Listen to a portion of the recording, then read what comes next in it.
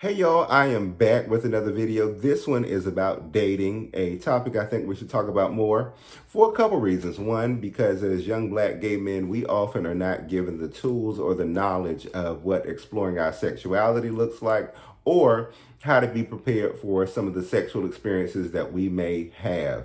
And so, even though this is something that black parents generally don't do, I often wonder for a lot of us how wonderful and impactful it would be if we had grandparents or a mother or a father who was willing to cut a piece of sweet potato pie, sit us down at the table and go, I want to talk to you about what eating this boy's ass is going to be like. Now, that might be a little traumatizing, but at least you would have all the knowledge you would need to have. And then you could ask dad, how you know about eating another boy's ass? And that's when he can go, I tried it in college. Because the truth is, I think for some of our parents and some of our, relatives and other folks who should guide us as we're growing up, they don't tell us everything because they've had experiences that if they shared with us, they would probably affirm us. And in a lot of ways, they would probably affirm them and help them to understand things a lot differently. And a lot of views on sexuality would change in society, period, and just the reality of it. But that's a whole different conversation. We should also talk about dating in our community, because if you live in a large city, like if you live in, like I live in LA, but I'm from DC. If you live in a large city like LA or DC or New York City or Atlanta or Chicago, Philadelphia, dating in the black gay community in one of those larger cities can be a particular type of hell. Okay, because most of the time your replacement is a phone swipe away.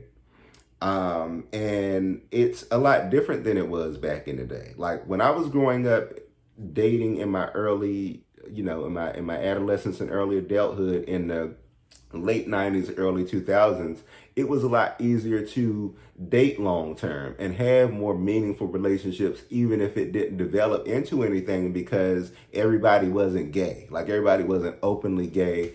And there weren't apps on the phone where if I didn't like the way this person sneezed at dinner, I could go home and replace them. Or while we're at dinner and I'm sitting right across from them, instead of trying to figure out what type of person this is and appreciating them for spending their time with me, I'm sitting there on my phone looking for their replacement.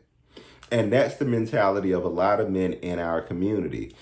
Also, if you just so happen to be more of a fluffy person, like say you don't have a six-pack abs, or say your dick is less than 10 inches, or you don't drive a certain type of car, look a certain type of way, or aren't in a certain social circle or masculine enough.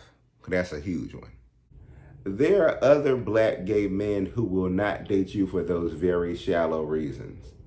And men are shallow like that anyway, but I think in the gay community, and especially among black gay men, we are a whole different kind of shallow. And the reason why I want to place emphasis on that shallowness is because a lot of times these dudes who set those standards for people that they will or will not date, a lot of the times when they set those standards, those are standards that they can't even meet themselves. And so you might be someone who is a little bit more on the fluffy side, but you can cook some good food and you live somewhere nice. You might have to take the bus to work and back to the house, but as an adult, you're well-rounded and got it going on. And because you don't check X amount of boxes, they overlook you, and you will feel bad because you're sitting up in the house alone while this person who has all these things and all they got to bring to the table is a dick that gets hard sometimes, to this person who can meet most of those check boxes, who are financing them and this and that. And you sitting over here feeling bad because you're missing that. And this person over here has what you think you should have, or what you feel bad about not having. And the whole time, this person has this little trophy piece, and that trophy piece is out fucking the whole community. But the people in our community who actually do things more traditionally, because this is no judgment, but do things more traditionally and should ideally, logically be up for first grabs, you're sitting in the house feeling bad. You're sitting in the house scrolling Instagram, looking on Twitter at these other couples who look beautiful together and who are laughing in pools together and all hugged up and kissing and taking these perfect pictures, not realizing that it's just a picture. And a lot of them are going through the same thing. Okay, so there's this expression also where they say, oh, well, you have to kiss a lot of frogs before you get to the prince, And a lot of time when you get to the prince, you done found the prince and now he wants to sleep with the entire courtyard. And again, like a lot of us, we really stress ourselves out because we're single and we live in a society that tells us, especially in our community, especially in the Black gay community, if you are single in our community, if you don't got hoes, if you don't got people who are beating your door down to get with you, obviously you're flawed.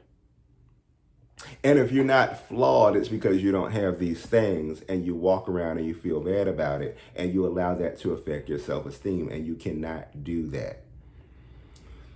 For a lot of folks who are so desperate to have a man, because I've been one of those people before, a lot of times you will go out here and you will fall into the trap of doing extra and chasing these dudes around and doing this and doing that. And a lot of the times you're doing that, but these dudes that you're trying to do that for, they don't deserve you.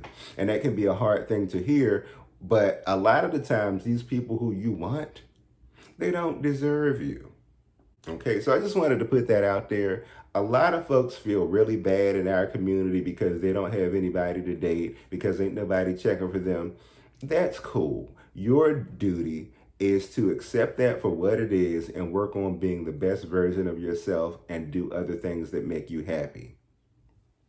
If you need to have sex, sex is easy to find out here. Some people need more of a deeper connection, so just work on building that deeper connection with yourself.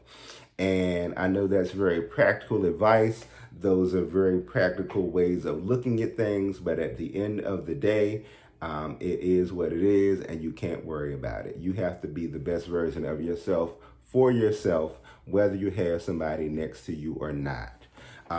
Just wanted to put that out there. Please share any of your tips for navigating the dating world successfully, the Black gay dating world successfully, or what your experiences have been, or what your advice is for people who have lost hope or don't have such good luck dating. Another thing you need to remember too is don't try to change nobody or force nobody to fit to some type of box that they cannot exist in, because a lot of the time you meet somebody and you really like them and you start to get upset with them because they aren't the person who you hoped in your mind they would be. So that's another one. Let people be who they are, observe it, and decide whether or not that's good for you or not.